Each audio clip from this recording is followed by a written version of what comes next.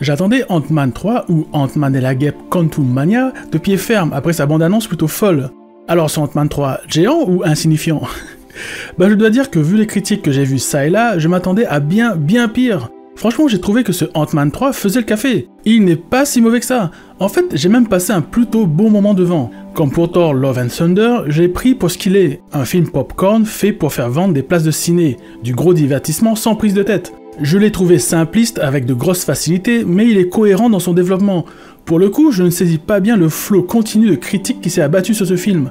L'une des critiques était que le film était moche. Alors, à part quelques fonds verts pas super bien gérés, dans l'ensemble, j'ai bien accroché au design de l'univers. On est clairement dans un truc barré sans l'être totalement. Je n'ai pas trouvé que c'était si mal foutu que ça. Les différents backgrounds du film sont plutôt cool et assez fouillés. Je pense même que les créateurs auraient pu aller encore plus loin en nous proposant des environnements encore plus fous. Parce qu'ici, une fois les héros dans ce monde quantique, il y a de la gravité, ils marchent sur un sol, ils respirent de l'oxygène. À part quelques plantes et bestioles bizarres, le reste ne nous chamboule pas vraiment la cervelle. Une autre critique était que le film faisait beaucoup penser à Star Wars. Et je suis assez d'accord avec ça. Surtout pour la scène dans un bar qui ressemble un peu à celle d'un Nouvel Espoir. Mais en même temps, dès que l'on a un genre de space opéra avec un empire et des soldats identiques en formation rectangulaire, cela fait penser à Star Wars, alors que les comics et la littérature fantastique en est bourré de ce genre de scène. J'ai pris ça plutôt comme un genre d'hommage involontaire plutôt qu'une volonté de copier les films de George Lucas. D'ailleurs, qui serait assez fou pour copier Star Wars.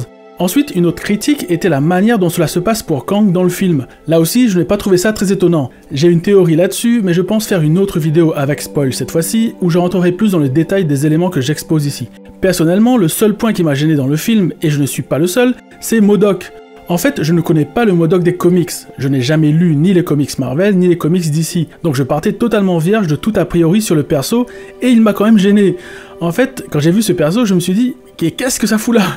Que vient faire ce perso dans Ant-Man? Il me paraissait tellement loufoque et en décalage avec l'univers de Ant-Man que je n'ai pas compris le délire autour de ce perso. Je n'ai pas compris ce que les créateurs ont voulu faire avec ce personnage. Pour moi, ce personnage aurait dû apparaître plutôt dans les Gardiens de la Galaxie parce qu'il colle totalement à l'univers loufoque et décalé de ces films-là. Mais ici, je ne savais pas comment réagir tant il était pour moi en décalage avec tout le reste du film.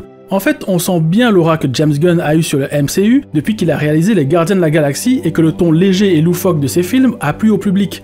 Du coup, on fout du loufoque et de l'absurde un peu partout dans les autres films, mais ici, cela ne fonctionnait pas si bien que ça pour moi. Malgré tout, j'ai accepté le délire, mais je trouve que le traitement du perso n'est pas super intéressant, et c'est d'autant plus dommage, car comme c'est un perso qui interpelle, car il est en décalage avec l'univers, j'en attendais un peu plus du traitement de ce perso. Et c'est là où le film, je pense, a déçu. En fait, il ne prend pas beaucoup de risques, je n'ai pas ressenti d'enjeu pour les persos, je n'ai pas eu peur de les voir mourir. Pourquoi? Parce que l'on ne sait pas de quoi est capable Kang tant qu'on ne le voit pas agir. Si l'on ne sait pas de quoi il est capable, on ne peut pas anticiper les risques que doivent prendre les héros pour le combattre. Et le souci est qu'il montre ce qu'il sait faire super tard dans le film, c'est hyper dommage. Malgré le jeu de Jonathan Majors qui campe un Kang vraiment charismatique, ce traitement un poil rapide fait perdre de l'aura à ce personnage. De plus, le film est bourré de facilités, surtout celles autour d'insectes, mais en même temps j'ai trouvé ça super cool. Pour le coup, ça faisait vraiment histoire de comics. En plus, leur intervention est vraiment satisfaisante, j'ai cru voir un StarCraft ou du Starship Troopers. J'aurais même aimé en voir un peu plus tellement j'ai trouvé ça terrible. Je trouve juste que la manière dont c'est amené aurait pu être un peu plus travaillée, car là on dirait qu'il manque un bout au film. Un dernier point qui m'a gêné est le découpage de certaines scènes. Vous connaissez vraiment mon aversion pour les scènes ultra cutées. Et on en a quelques-unes dans le film et c'est hyper chiant. Ant-Man et la guêpe Quantumania est un film correct qui fait le taf. Il est cousu de fil blanc, il est simpliste et bourré de facilité, mais franchement c'est un bon divertissement. L'installation de Kang aurait pu être bien plus impressionnante, mais vu le fond de l'histoire, à mon avis ils en gardent un peu sous la pédale pour la suite. Mais je vous en dirai un peu plus dans une autre vidéo avec spoil cette fois-ci. Bref, je vous le conseille si vous avez envie de voir un Marvel plutôt correct, ou si vous avez envie de voir l'enfant illégitime de Humpty Dumpty et de Monsieur Patate.